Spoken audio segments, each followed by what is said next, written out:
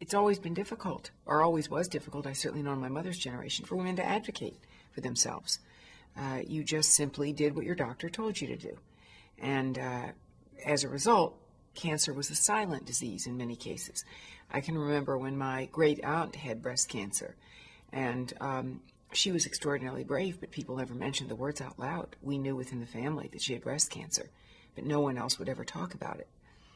And my sister was so of a generation, she was of a generation that women were supposed to have beautiful figures and be pretty and be seen and not heard from too much, frankly. And she was not a particularly assertive person. She was a very generous and kind and giving person and a real volunteer. But you know, we grew up in a wonderful city, in a town called Peoria, Illinois, and it was wonderful to us. But it wasn't a place where people really were going to change the way medicine was practiced at that time, and people practiced medicine the way the system was set up. You went to your physician. There may or may not be a specialist or someone in your community who did do breast surgery, and if a person did breast surgery, it didn't mean at all that you'd see an oncologist. And if you saw an oncologist, it didn't all mean that you might be placed on a very progressive clinical trial. You may not have seen an oncologist who would have referred you to a cancer center, because in those days, remember, no internet, no 1-800 numbers, no information, no networks of women communicating the way they are today. And frankly, it wasn't your place to become a partner in your care. It was your place to do what your physician suggested.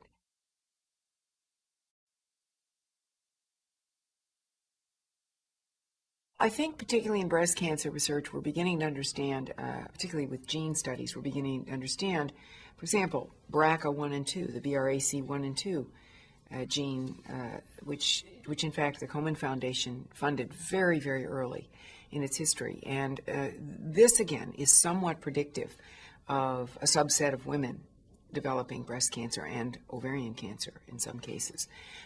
This is very important, very important. And then we also understand that we are beginning to understand that there could be certain dietary influences perhaps of some hormones. But we're also understanding the type of cancer. Again, understanding the molecular level, understanding what makes a cancer cell become a cancer cell, what makes it invasive, what makes it non-invasive.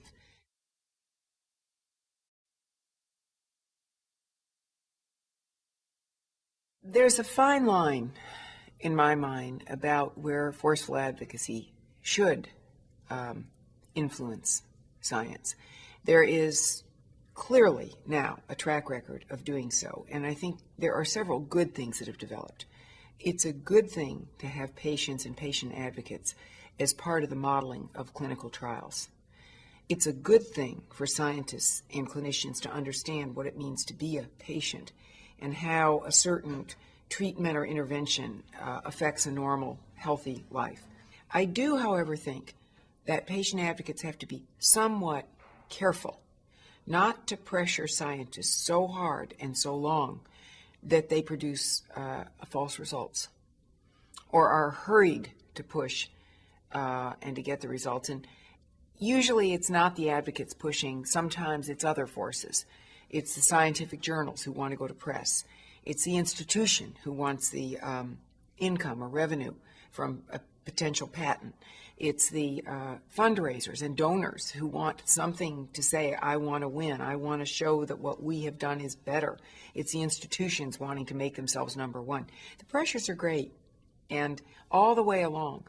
But there is a time and a place, and a very important time and place, for advocates to be extremely focused and be extremely involved in science.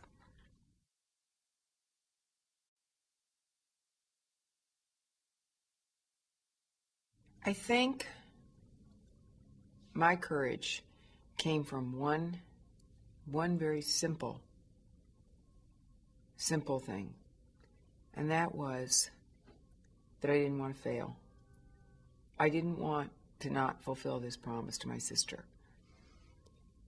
When someone who you love so much is looking at you, to make their life mean something and to make their struggle mean something. And when you know it's such an act of faith that you've promised, and you know that it's going to be difficult, you have no choice. Sometimes in life you have no choices.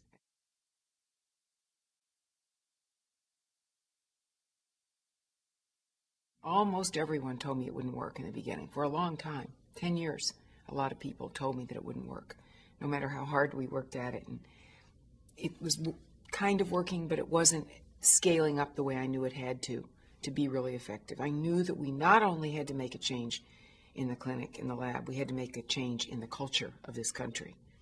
At the time, we started the Komen Foundation with $200, a shoebox full of names, a few unwilling volunteers. There was almost no one who thought we would go beyond a year. People wouldn't say the words breast cancer out loud.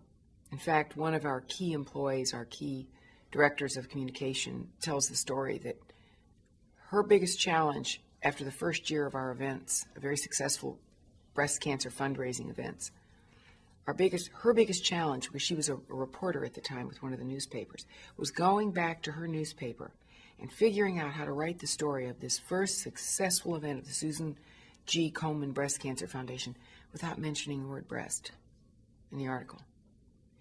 And that was 1981. That's where we were. When my sister died, I just did some casual research because I had no idea how I was going to put this together. And I found that during our youth in the Vietnam War, which was the biggest tragedy, still is, of our youth, 59,000 Americans had died. But I also found out something like 339,000 women had died of breast cancer. And no one was outraged, not a soul. Nobody really focused on that. And we started saying that over and over and over again.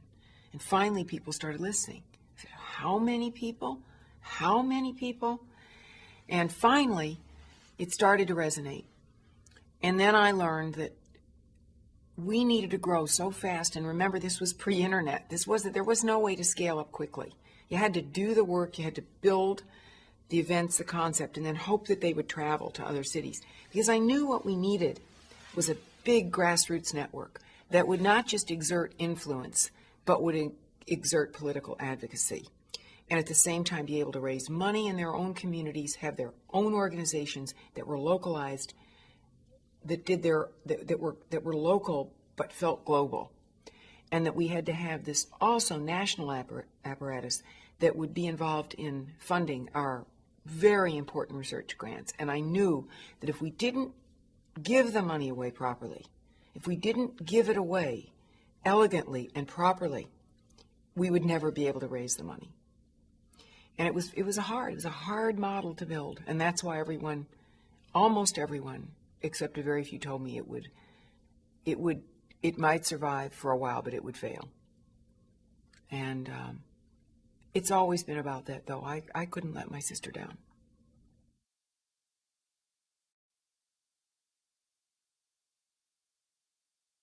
Many of us have had breast cancer, and we're there for people to reach a hand out. Everything we do is very personal. I wouldn't not tell the story about my breast cancer. Everybody in this organization is real. This isn't a marketing organization. We are real. And people have had this disease. People live with it. People are afraid. We're a shoulder to cry on. And that's one of the reasons I'm so proud of our website. That level of commitment and the events that we have, and a lot of people think we're just a race for the cure. We're not. That's only part of what we do. We are a real resource. And you see, the reason why the commitment is so high, and hence the organization has succeeded so far, is that we have high integrity.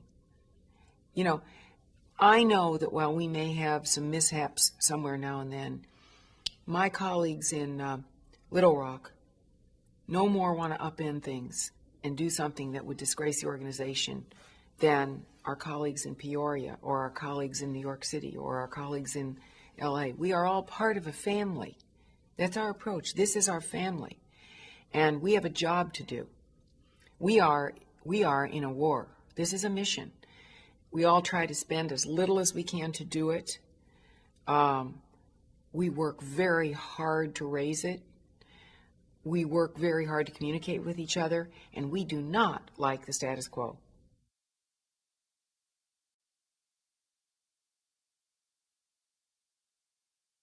Be a leader, build a team, surround yourself with people far more intelligent than yourself, and be willing to not take the credit. It's amazing what you can get done if you don't take the credit. And that's why sometimes I'm uncomfortable with awards. Desmond Tutu once said it, I heard in a speech he gave, that if you see more of me, it is just because I'm standing on your shoulders. And that's how I feel about the Komen Foundation. I'm standing on the shoulders of 100,000 volunteers and almost 2 million people who participate in our events throughout America and all over the world. I'm just a servant leader. I don't do anything that I wouldn't ask them to do, or vice versa.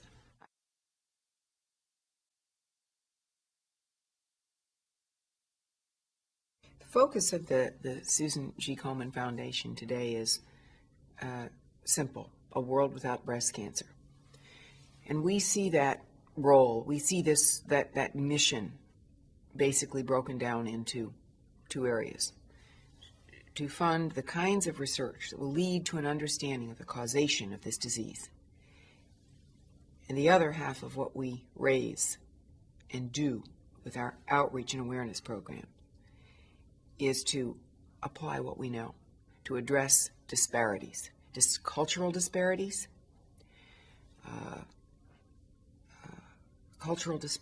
and disparities in the way physicians treat the disease from coast to coast or in different countries, disparities in the kinds of treatment people have access to. And until we learn to apply what we know and make it dovetail with the research that we have funded, and we are now the largest privately dedicated source of breast cancer research funding, we won't be where we need to get. The Komen Foundation isn't just the race for the cure, though some have characterized us that way. The race for the cure is a vehicle to raise funds for what we do, but certainly not our only vehicle. And it is absolutely crucial to have the volunteer component that we have.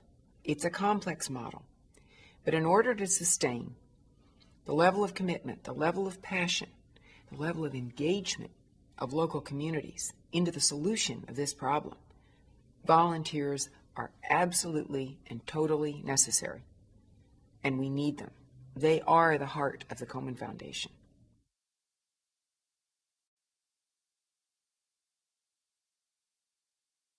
I can remember very early on when we gave Mary Claire King some of the early funding for BRAC1, and how this bore fruit just a few years later. I mean, this was in the early 80s that we were doing this. People said, "What are you doing?